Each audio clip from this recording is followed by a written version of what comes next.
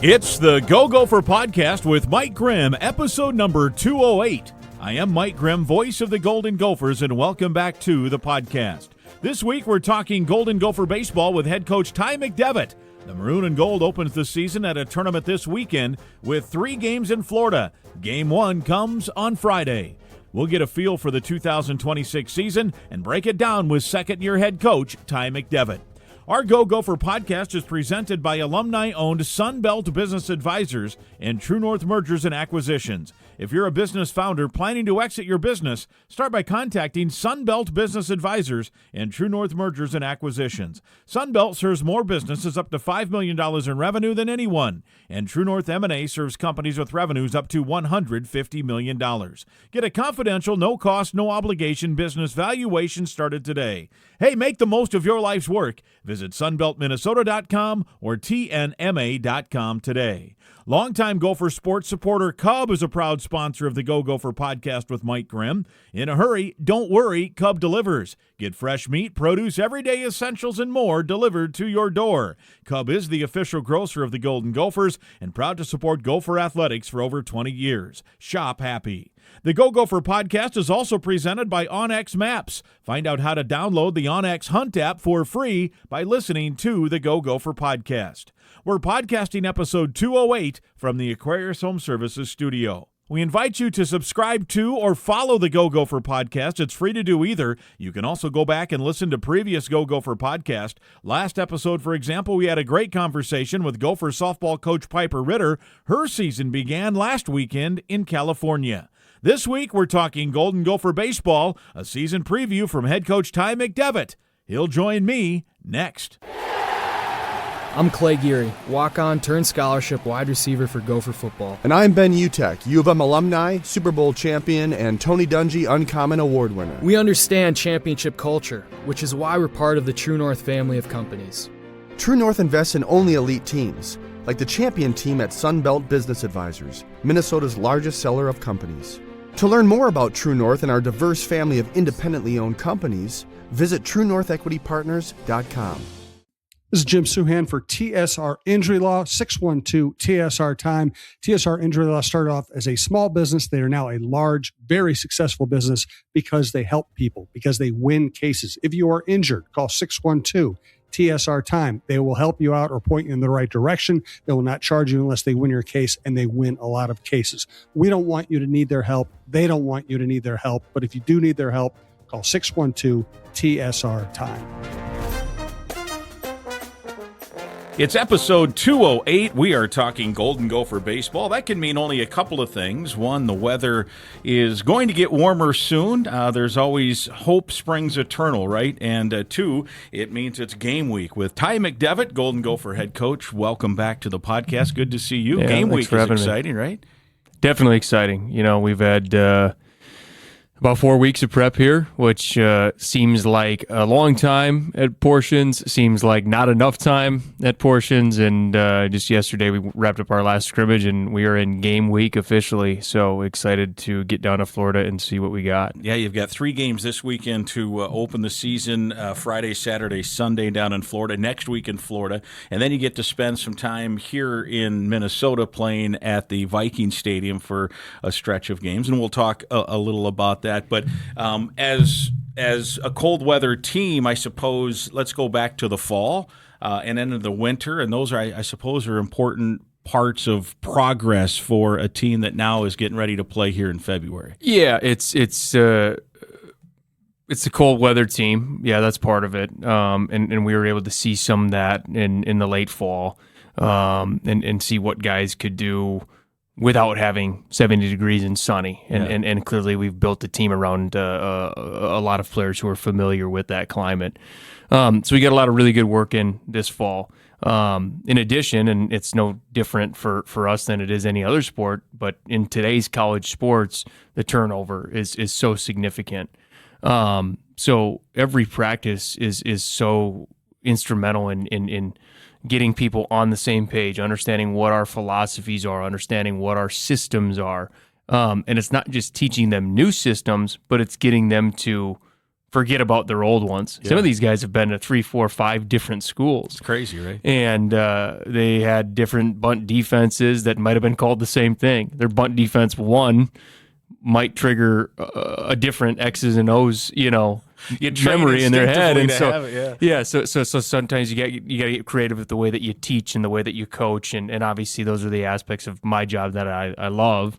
But it's challenging. And so there's many years where it feels like, man, we just practice kind of drags on and it's time to go play somebody in a different uniform, and we're finally there. But I'd say we got there quicker than we ever have, got there later than we ever have this year, just because we had so much that we needed to get in. Yeah, lots of turnover, lots of new guys again, and that's the way it is. And some of what I meant there with winter is, while there are some teams in college baseball that are on the dirt all the time, right? In December, January, you guys are at the indoor trying to get stuff done. I mean, there's room there. You're taking ground balls, I suppose, in a batting cage. How does the winter work out then? How important is that to be able to get into at least a space you can do a few things? Well, it's funny you say that, because this is I've been counting in my playing years, my coaching years.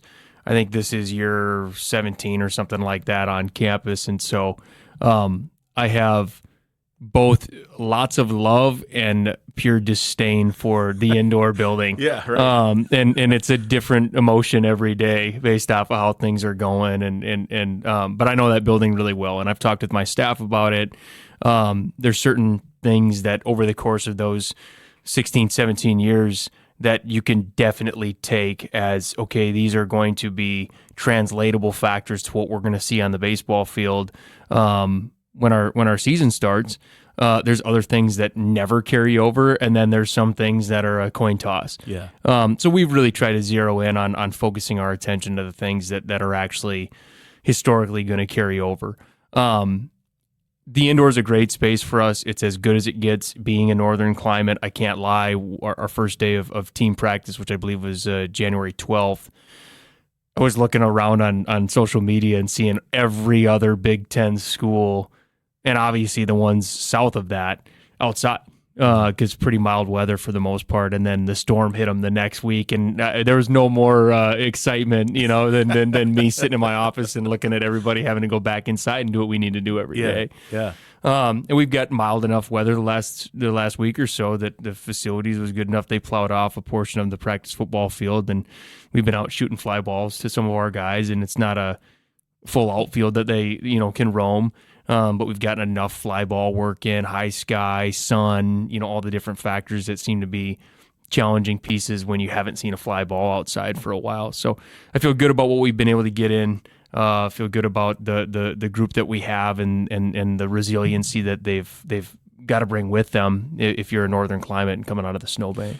When you guys hit the dirt, so Friday's the first game. Do you leave Thursday or Wednesday? We'll leave Thursday. So it's really like you're on the diamond. First game is about the first time you might see some, the real dirt and the real sky, as you say, in a real game. So how quick does that transition happen, and what do you hope to see from your group? Well, I think it's different every year, and I've got to remind myself of that because I'm the least patient person around typically. But we hope that you can get out there, you see some fly balls in the high sky, you see some twilight fly balls, you see some fly balls at night with the lights, and the lights at every ballpark are different. So sometimes that's a challenge even when you're used to seeing baseballs outside. You get low lights, you get shadowy areas. There's a lot of things that can happen in college ballparks. Yeah. But anyway, so we'll get in Thursday, but we get in late enough that we're not able to practice. And in an ideal world, you practice right away, so you're able to knock some of that rust off, get outside, move around, see what the ballpark looks like and what your sight lines are. We don't have that. So we're kind of flying blind the first weekend. You expect there to be some issues with that. I think last year when we were down in Houston, the first weekend we made 3 or 4 errors in the outfield that we just didn't make the rest of the year because that happens. You're knocking the rust off. And so going in with appropriate expectations and trying to get guys as many reps as you possibly can, as quickly as you can, are the two kind of tried and true factors, but at some level you just gotta go through it. Yeah. I say get on the dirt. Nowadays, though, a lot of this artificial turf is just painted brown, right, on the infield. I mean, the pitcher mound, obviously, and the batter's box is still dirt. But. Well, it's funny you say that because we were going through our schedule, and the first, I believe it is 7 games that we play are all on a natural surface. So we'll play Stetson on a natural surface, then we'll play Florida Gulf Coast on a natural surface, we'll play the Twins on a natural surface, and then we'll play Northeastern, on a natural surface. So in a day and age where it's hard to find natural surfaces, we're going to play our first 7 games on a natural surface. Yeah, that's pretty good, no doubt. So it's a little warmer. The weather in Florida, you get you can get some wind, right, at this time of year, especially on the coast. The coast, right? Yeah. So I suppose outfielders have an extra challenge from that too. So those guys are going to get thrown right into it. Right? You're hitting me on all my anxiety points well, right now, I'm trying Mike. to really get you worked up. Got to check the lights. I got to check the flags. We got to see if it's a high sky. We got to know where the sun's at. There's a lot of things that naturally you're doing in April and May, but early on in February, like it's learning how to ride that bike again. Yeah, in my previous life, this would have been 20 or so years ago when I was covering the St. Louis Cardinals when I was working in St. Louis. Went down to Jupiter, Florida for my first spring training, all excited, packed my shorts, bunch of short sleeve shirts. And I had to go to Walmart and buy some long sleeve shirts and a little hoodie because you think Florida, I haven't been down there in February before or March or what have you. And while it's nice, that wind is a factor, and it can still be a little chilly.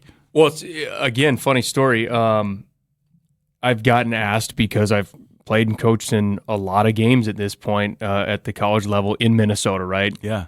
So I get asked regularly, what's the coldest game that you've ever been a part of? And the coldest I've ever been in a dugout was when we played the Twins in 2018. In Fort Myers. It was just one of those, you'd have to talk to the meteorologists about marine layer and what the difference between a damp cold is and a cold. Right. But I was unprepared. It started off beautiful, and by the time, and it didn't help that they were killing us, and they decided to run their opening day lineup out on it. But I mean, I was like, oh my gosh, this is the coldest that I've ever been. Yeah. Ironically, in Fort Myers. In Fort Myers. Yeah, it happens. It's beautiful to go there, but sometimes you gotta be prepared. That's for sure. Roster construction. You mentioned the day and age now of trying to keep your core together becomes harder and harder. So take me through, and I'm sure there's a lot of fans who follow the Gophers who are also wondering, what's they can click on the roster, they can follow the news, but how do you feel about how the roster now has been constructed for you, and how much different is it from the roster that we got familiar with last spring? Sure. So a couple key points to hit on. I thought last year we had a really, really, really good starting 9 to start the year, and the results reflected that. I thought we were about 6 deep on the mountain, and I knew that we were playing with fire there. But first-year coach, late start on the portal, those things happen, and that got exploited. Being only 9 deep, being only 6 deep on the pitching side of things. When things were good, they were really good, but when we started to run into some of the natural injury bugs, the overuse issues, things of that nature, the hoops team is dealing with it right now. You're right. Yeah. And Nico's kind of same deal. Year one, it's a pretty typical thing. And all that being said, we've been challenged to, and we have built a much deeper roster. This is as deep of a pitching staff as I've had, and I've had a handful of them here. I've had some pretty good ones here. And this is as deep of a pitching staff as I've had. I think the top has the capacity to be as good as what we've had, but certainly the length of it is the exciting aspect of all of it. And then positionally, we've got, between 12 and 13 guys that I feel like can play a variety of different positions, can take good at bats. A handful of them are athletic enough to do some things, whether it's at the plate or on the bases, drag bunt, push bunt, sack bunt, hit and run, and then obviously when they get on, steal, which is what we like to do. We like to play an aggressive brand of baseball. Then we got some guys who can leave the ballpark at any time. And in today's game of college baseball, you've got to be able to hit the baseball out of the ballpark. You have to be. Pitchers are so good. Arsenals have improved so much. It's really hard to string 3 or 4 hits together in an inning. You've got to be able to take your walks. You've got to be able to scrap out some at bats, get guys on base, and then you've got to hit a 3-run home run. Get 3 on one swing. Right. Mm-hmm. Yeah, exactly.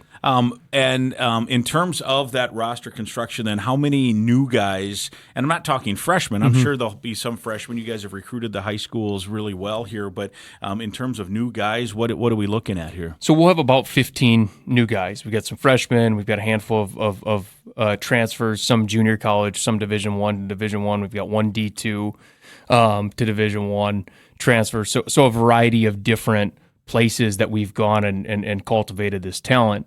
But you're going to see those guys play a big impact on what we're doing. The great thing is that anytime you're building a roster, you got to look up the middle.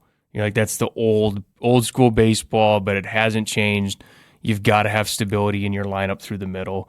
We're returning our catcher in Weber Niels. We're returning our shortstop in Jack Spanier. We're returning our second baseman in Jamison Martin, and we're returning our center fielder in Easton Richter. And all 4 of those players are going to play a pivotal role in what we're going to do this year. And we were able to solidify them and then go find some other guys, whether they're returners that we could develop or there are guys in the portal or junior college ranks that are going to be able to help us on the corners. And that's what you look at. You're going to see the same middle. You're going to see some support. You're going to see some athleticism. You're going to see some physicality on the corners, which is what we like. And we're going to have a pretty dynamic offense when we get it going. Yeah, and you mentioned pitching, the depth you like, and you don't have to. You give us a cliff note. You don't have to go through every guy, but generally, how do you see this pitching stacking up? And you can give us a couple names. Sure. Of guys I mean, that, if there was like ever the Friday a year starter or what have you, how give us the cliff notes on the Golden Gopher pitching staff here as you're ready to start the year. That's going to be tough because if there was ever a year to give you every guy on my staff, this is it. Because and again. We know that some guys are going to get going and they're going to do better than we thought, and some guys won't, and that's part of it.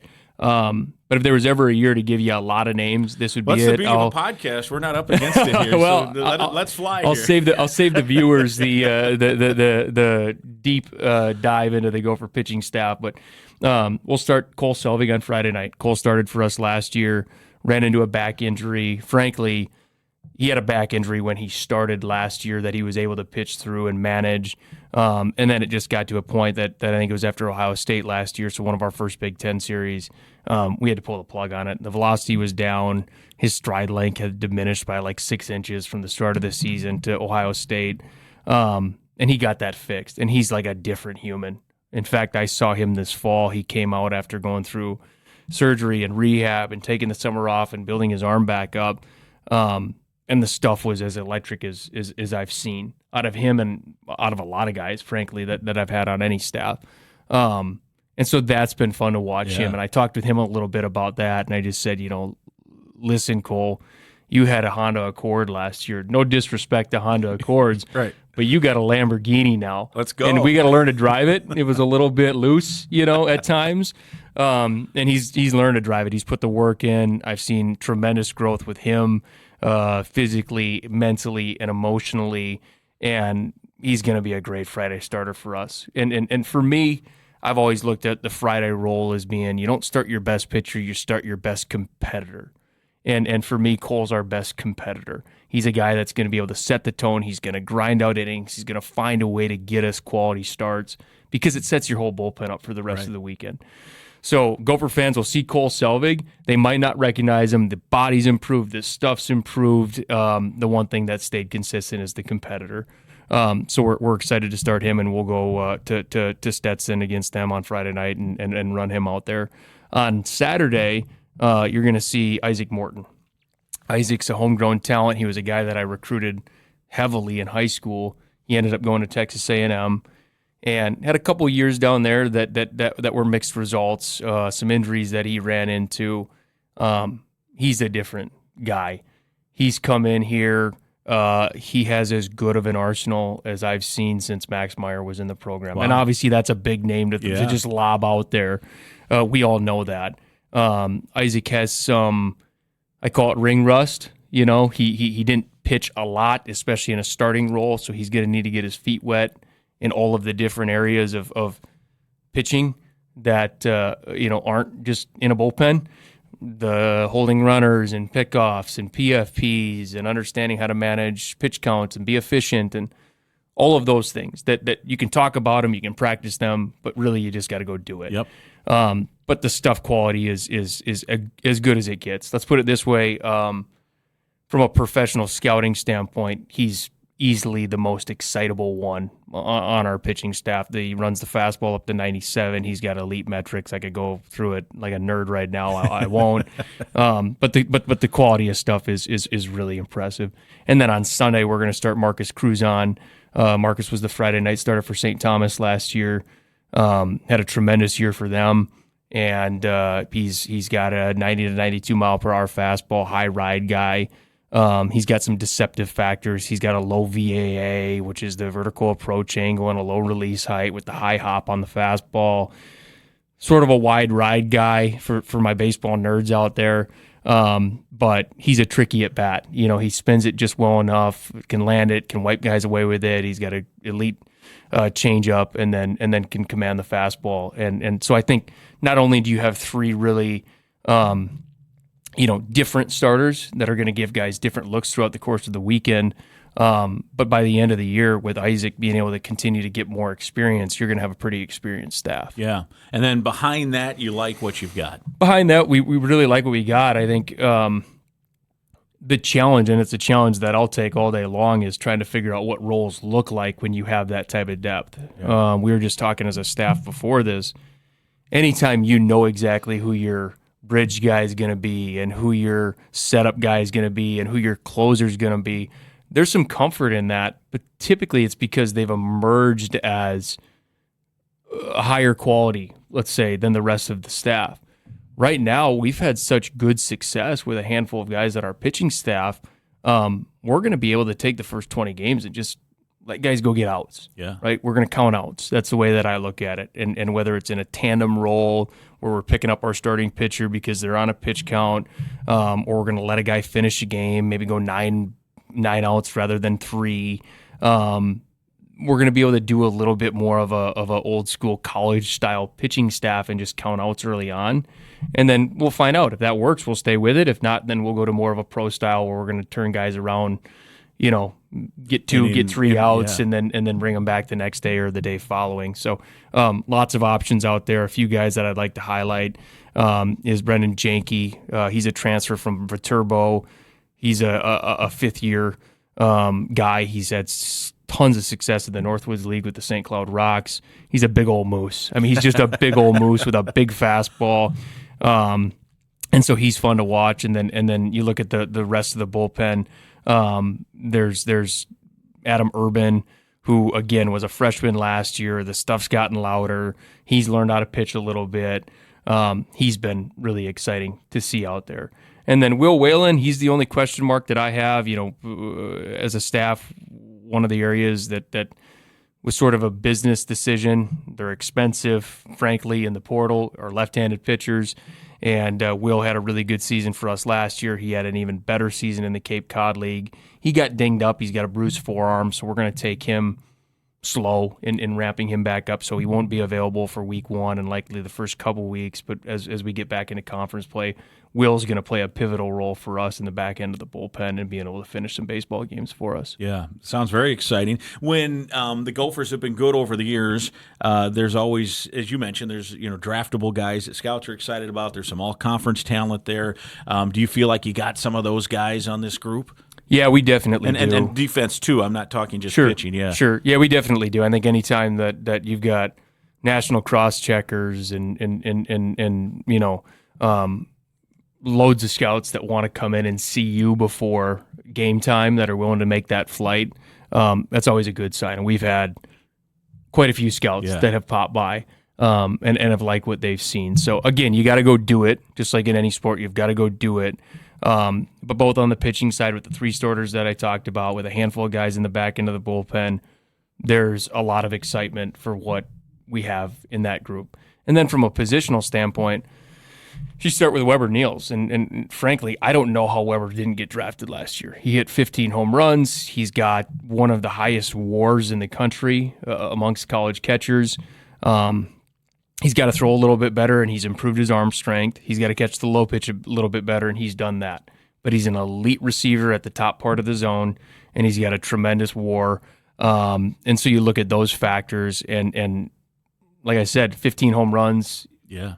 I don't know how he didn't get drafted. Selfishly, we'll take it. We love to have Weber back. He's a leader on our team. He handles the pitching staff well. He's supported by Sam Hunt back there. And so it's nice to have him.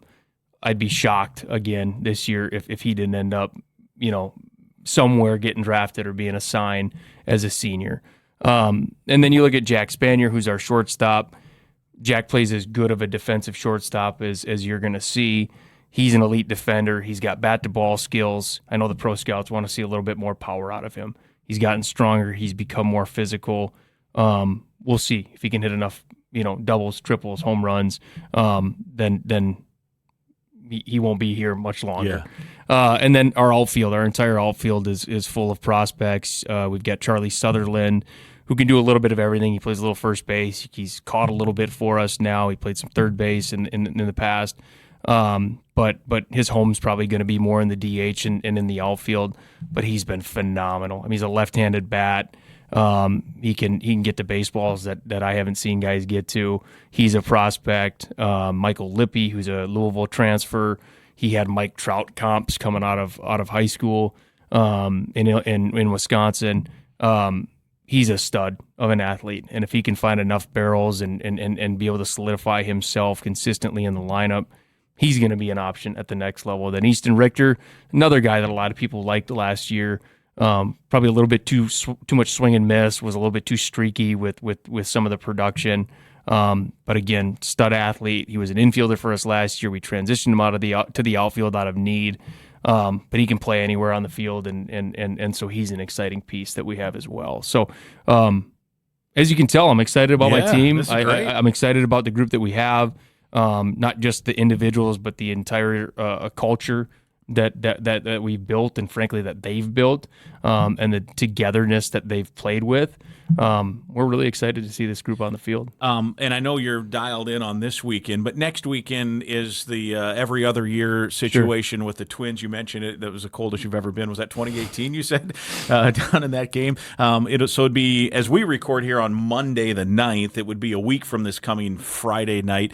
Take me through how important that partnership is, that relationship is with the Twins, and getting a chance to, I suppose it's good and bad. Like you say, you run into their if they send their top group out, that's probably not the greatest thing that your team's ever going to see, but I got to believe it's a thrill for those guys, and it's a good partnership.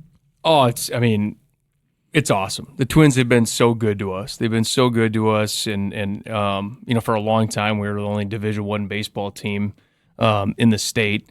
And they've taken great care from us long before I was even here. I mean, you look at what happened when the dome collapsed and them letting us use Target Field, and the collaboration that we've had over the years when it comes to player development and being able to utilize a lot of their player development technology and their player development staff. They've been so good to us, and this partnership, this game is it's so special for our guys for a variety of reasons. Number one, you're on the field with big leaguers, current big leaguers, future Hall of Famers, you name it. Just being able to interact with them, see the way they go about their business, compete against them, that's a huge asset. And then on top of all of it, being able to get Minnesotans in that Fort Myers, Naples, Bonita area out to a baseball game to kick off the spring training season with some Minnesota flair, that's always cool too. Yeah. So we love the relationship that we have. We love this game. Obviously, it kind of, playing it on a Friday, it kind of robs us of a regular season game that we could play, but we make up for it in spades with all of the different aspects surrounding the game. So we're excited for it. Hopefully, we get good weather down there. Hopefully, I dress more appropriately if we don't. But the one story that I have with the Twins. And again, I'll remind viewers or listeners that I was a pitching coach beforehand, and it's a tough game if you're a pitching coach. It's a tough game because you can't pitch anybody that you want to pitch in a game that's going to count on your record, but you're also pitching against prospects and big leaguers. Yeah. So it's a tricky one. Right. It's a tricky one. And there's been some years where it goes sideways. You got to worry about your record, right? If you're in the thick of things. So this game is an exhibition. So you're playing a Wednesday night game next week. And then is it a Saturday, Sunday? It's Wednesday and then Saturday, Sunday against Northeastern with the Twins sandwiched in the middle. Yeah. And so you want, let's face it, you'd like to get 3 wins that count on your RPI. I don't even know if it's RPI anymore that they still pay attention to. Yeah. So it's not like you're going to run your Friday starter out Friday night against the Twins lineup. Yeah, we're not. Yeah, we're not. I don't want to give Derek too many scouting reports over there, but we will not be running Selvig out against them. But it'll be good to give us some of the depth on our pitching staff, an opportunity to pitch in a meaningful game against quality competition. But it's different. So it's tricky. I mean, there was one year that we went down there, I believe it was 18, maybe it was the first year or the second year that we had done it. We played them tough. And it's a tough spot for the pro guys as well. It's a lot of times their first live at bats. Yep. It's their first spring training. They're still a month away from starting their season. We're ramped up. We're full go. But we played them tough, and if I remember it right, I think we ended up losing on a wild pitch in the 9th inning, and they ended up walking us off. And as you can imagine, the reports coming out of Fort Myers for the Twins, oh no, they almost lost to a college team, all this stuff. And I've never heard from anybody over there, but I've gotten the sense ever since they're like, we're going to run our guys out from now on. And since then, you can look at the results. I'm sure they're published out there somewhere, but we've had to call Uncle every time since, and that's fine. It's fun, but like I said, as a pitching coach, it'll wake you up in the middle of the night a little bit because you're like, oh no, we're not ready for this. It's good. You're right. It's a great deal. In terms of getting the guys an opportunity. A lot of your roster are Minnesotans that are probably Twins fans, and the baseball community here. There'll be people in maroon and gold at that ballpark. In Fort Myers, which is awesome, right? Yeah, it's great. It really is. I mean, if you can make it down to that event, or you're in Florida to be at that event, for me, it's must see. It's Minnesota baseball together one night every other year. It's as special as it gets. Yeah. Everybody that cares about Minnesota baseball, whether it's the Twins or the Gophers, it's everybody in one spot, one night. Yeah. It's very fun. Let me talk real quickly about one of our sponsors here on the podcast. If you've ever driven past a piece of land and wondered who owns it, or maybe you need to know exactly where a property line runs, that's where OnX Hunt comes in, and it's not just for hunters. There are folks using OnX for their jobs every day throughout the country, farmers and ranchers mapping out fields, firefighters navigating through rough terrain, construction workers needing to know who owns what property. This app offers something for everyone. If you need the best land ownership maps, aerial imagery, and property boundaries in your pocket, it's OnX Hunt. It's the tool for the job, and now you can try it for free for 7 days. Download OnX Hunt in the app or Google Play Store, or visit onxmaps.com/hunt to get started. Know what happy is? Veggies. Crunchy, crispy, colorful, seasonal, aromatic, juicy veggies. Produce at its freshest. Cub produce. Best produce, period. Guaranteed to make you happy or will replace it. No questions asked. Because good produce makes veggie lovers happy. Just remember, fresh, happy. Stale, limp, and wilted, not happy. You want to make a veggie lover happy? Shop Cub for produce. And shop happy. Episode 208, Ty McDevitt with us. We're talking Golden Gopher baseball. That we were just talking about the Twins exhibition game that comes up a week from this Friday. I think twinsbaseball.com, I don't know, could be sold out because that's kind of their opener too. And then they got the Red Sox the next day down there. All right, it's year 2. A couple of quick ones here, and then we're going to dive into, I want to get your thoughts on the Big Ten Conference and maybe a couple of quick ones on college baseball, just in general, the landscape. But first, as a second-year head coach now, and as you mentioned, you've been around, you played here, you've been a pitching coach here, you've got some seasoned nature to you, but was there anything that just, as a first-year head coach last year, that you just had no idea that a college coach had to deal with, that was like, holy cow, okay, we gotta worry about that either punched you in the gut or was a pleasant surprise or both, or maybe nothing? Maybe you felt like there was nothing that was a shocker. Well, the answer is certainly not nothing. It's much closer to how much time do you have. That being said, a few of the bullet points that I think are important that I've had to constantly be aware of and reflect on going into year 2. We already talked about one of them, depth, right? Just how important depth is at our level, and there's a lot of factors that building depth. At a place like ours, it's challenging, right? It is with the scholarship differences and the rev share and the NIL and all the different aspects in today's game that separate teams, especially when it comes to player acquisition and player retention.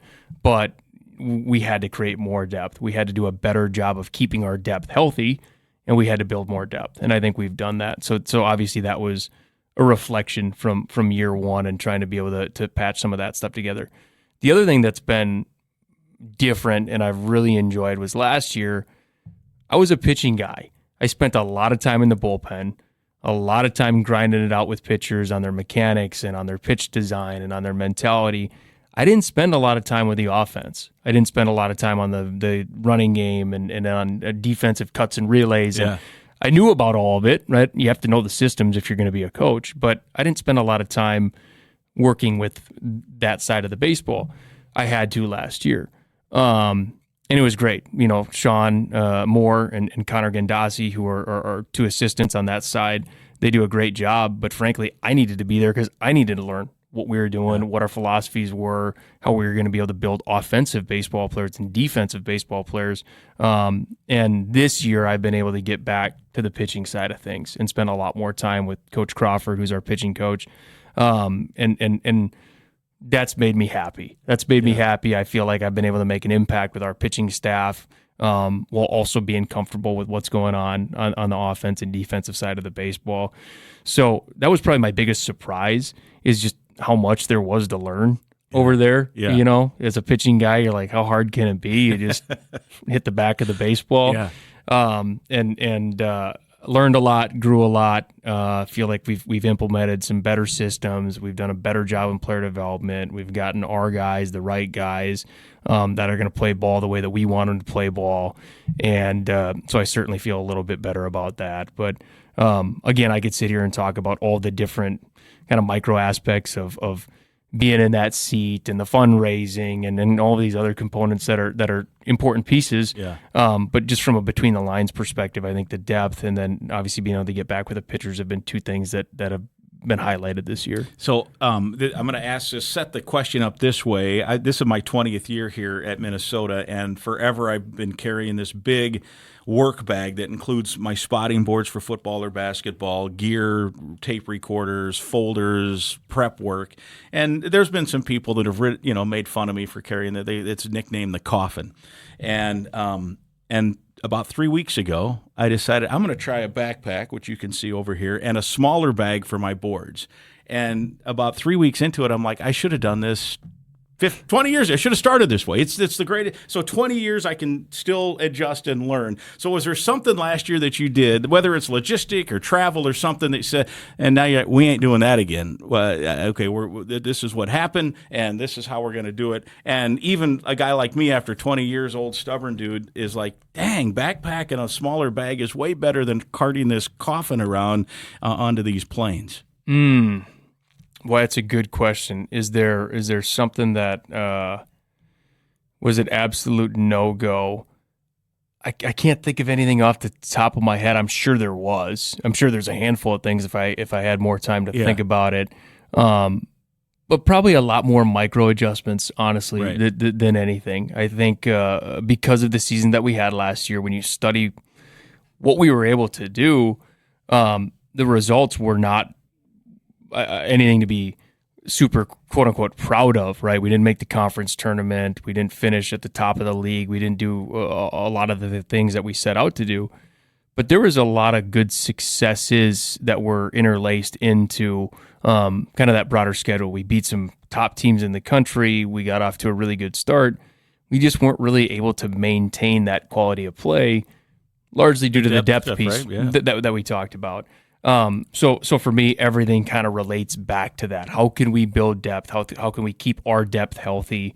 and then how can we maximize that depth when it's on the field. The years you can't play at the Viking Stadium, there's been a few Final Four years and stuff. You're going to Florida, you're going to Texas, California, Arizona, wherever, which for us who have to sit back here and shovel snow, we're jealous, but it does take a toll, right? So how big is it that you get 12 non-conference games here you're in Florida for 2 weeks, and then basically until the start of the Big Ten season, you're playing down the road? Yeah, it's U.S. Bank Stadium's such an asset for us. Like you said, everybody goes, "Oh, I'm so jealous. You guys get to go south and it's warm," and it is great going south, but that wears off pretty fast. We fly commercially. You get delays and travel. You guys still take the train out, or do you? No, not because we don't leave from the Metrodome anymore. Oh, so that's how it was. Okay, I couldn't remember if it was from over here or the Metro. Yeah, but that was.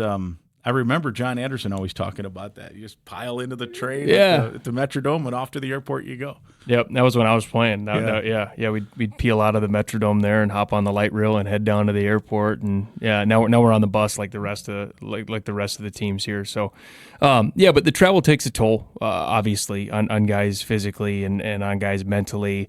Let's not forget, even in today's crazy world of college sports, like, these guys still go to school. Yeah. They're still taking classes. We've got a lot of guys on our team who are in some pretty, in-depth majors. They're not taking light class loads. They're not taking online classes. They're in class. They're studying something that they're passionate about.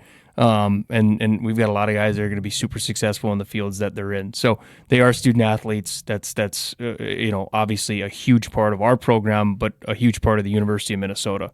Talk about, PJ and him talking about it being a developmental program. We're no different. Right. So being on the road is challenging for a variety of factors, but one that often gets missed in today's day and age is just how much school you got to miss. Yeah. Even like next week, you got a Wednesday game, so that's going to be some either online learning or some distance learning, right? Exactly. Yeah. You got to be a good communicator. You got to know how to manage a schedule. You've got to do all of that type of stuff if you're going to have the privilege, and that's what it really is to be able to play baseball here. So allowing a few weeks that you're here, no travel, no getting on jets, no getting on a bus here to get out there. Plus, doesn't that extra day, like every minute's precious, that extra day where you're not traveling, you can be in the cage or on the field, whatever, that will add up over the course of a few weeks, won't it? It should, yeah. It's an additional practice day. Usually when we're traveling on Thursdays, we have a hard time practicing because of the way that we have to fly out late enough to not have it impact classes earlier in the day. And then usually by the time that you get to wherever you're going, it's late enough that you just can't squeeze a practice in. You're better off getting the guys in bed. So you're right. You gain an additional practice day. You gain a little bit more of a home routine. It always helps when you've got your own locker room, with your own food and your own apartments, and everybody's comfortable in the place that they're in. There seems to be a higher level of output, and that's not just us. Look at home records across sports, especially in baseball. When you get the last at bat, when you can sleep in your own bed, more good things usually happen. Yeah. It's a good schedule, too. Some power conference teams in for the home games at the U.S. Bank Stadium. Always cool. You like how that stadium plays? I mean, give or take? Yeah, it's a unique environment. Right? It's a unique environment. The shipping containers for dugouts. You got dead ball areas. You got the baggy. I think that's what we still call it in right field. It plays fair though, and I think there's two things that I really like is number one, the ceiling at US Bank Stadium. It's so different than the Metrodome, and I loved the Metrodome, but you get a fly ball up into that thing, and it was white on white. There's speakers and lights. And, and the lights weren't positioned great for outfielders. There's some shadows there. Yeah, there were some shadows there. The ball can go through. I played a few games there as a college player myself, and in left field, man, that light bank right there, I remember leaving going, I'm never going to get mad at Shane Mack again. Exactly. I see what he's going through here, Exactly. So the lighting there's fantastic. You play a day game, guys got sunglasses on because the stadium's so bright with all that natural light that comes in. And then the field surface is as kind of funky as it looks without, the dirt base paths, and you've got the turf mound and like I said, the shipping container dugouts and all this good stuff. But the field itself plays very, very fair. The fences are an appropriate distance, and so then it just becomes baseball. you know you're in a fair environment. Between the lines, it's baseball, and it's a great place to play when it's 10, 12, 15 degrees out. And, you know, there's many times where I've come in and left having to brush my car off because we get 6 inches of snow over the course of a game. While you're playing baseball. Yeah, and it really is kind of a surreal moment that, like, we just got a big baseball game in, and we got 6 inches of snow, you know, as we were in there. So I know you're up against it here. So real quick, just a Big Ten preview. I looked some preseason rankings. I see number 1 team in the country almost universally is UCLA. And if we'd have said 5 years ago that what a Big Ten opponent that'll be, we'd all said what? And now you guys go out to LA in April to take that group on. Big Ten, with the addition of those 4 West Coast teams, is elevated, right? The general strength of the schedule, and I suppose giving you a couple of sleepless nights too, thinking about the Bruins in this case. And I suppose you got Washington, and someday you'll get Oregon, someday you'll get USC, all that stuff. I think you had USC last year, right? Last year, yeah. So UCLA in April has got to be something that you look for. But the Big Ten in general, Coach, what do you see?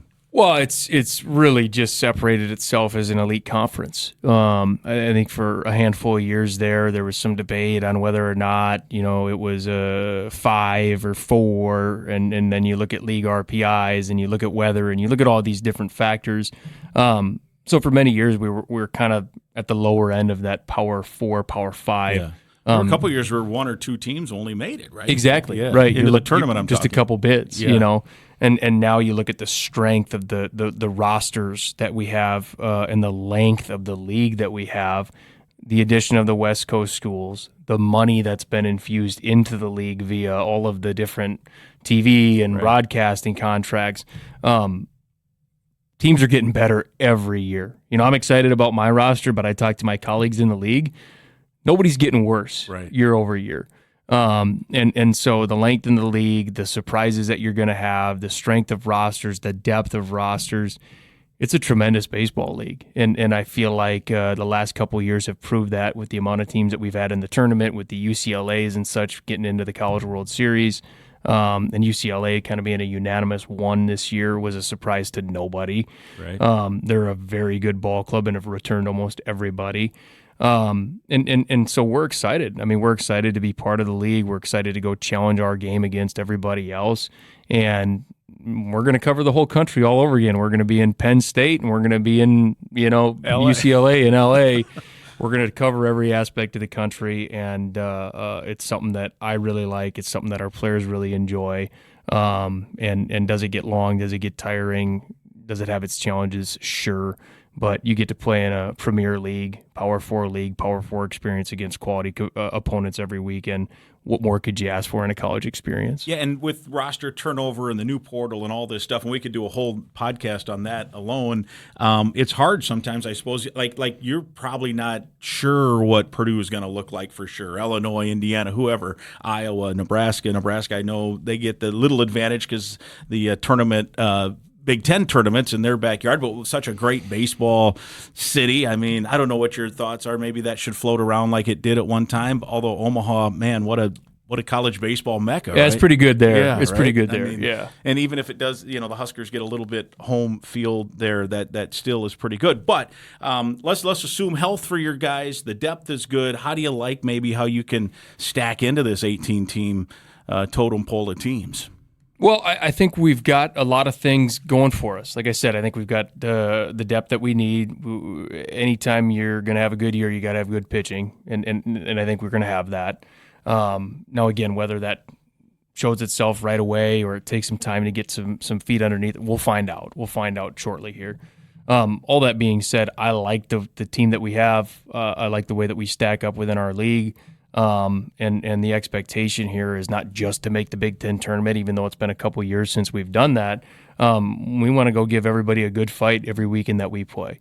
So I haven't really set any expectations for our team in terms of here's where we want to finish or anything like that. I've just told our guys, let's go give everybody the toughest fight that we possibly can, and then we'll look up at the end and see where we end up. Yeah. I think anytime that you can make a commitment to doing that, you're going to stay process-oriented. You're going to have your best baseball played most consistently when you're not concerned so much about what the standings look like and where we got to go and who we got to play and all of that type of stuff, because that can weigh on you. Yeah. Well, you've got the opener Friday in Florida, next week in Florida, then February 25th right here at U.S. Bank Stadium.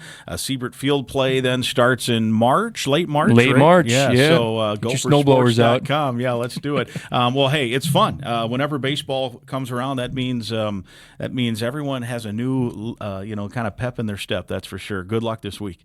Thank you. Appreciate it. You got it. He is Ty McDevitt, head coach of the Golden Gophers, episode 208. My thanks to Gopher baseball coach Ty McDevitt for his return visit to the Go Gopher podcast on this very busy week of travel and games. The season starts on Friday, and we appreciate the head coach sharing his thoughts on the season. I hope you enjoyed listening to our conversation as much as I enjoyed being a part of it. Episode number 208 is presented by Sunbelt Business Advisors and True North Mergers and Acquisitions. If you're buying or selling a business, visit sunbeltminnesota.com or tnma.com. Cub is a proud supporter of Gopher Athletics for over 20 years and a proud sponsor of the Go Gopher podcast. Cub, bigger savings on the items you love. Shop happy. OnX Hunt also sponsors the show. Happy hunting from OnX Maps. Again, I'd invite you to listen to past podcasts, and please right now click that subscribe or follow button to the Go Gopher podcast. It's free to follow, free to subscribe, and free to listen at any time. And please share the link to the podcast with others so they can subscribe and listen as well. And if you enjoyed the podcast, please let us know with some positive feedback on your social media channels. We'll talk again next week.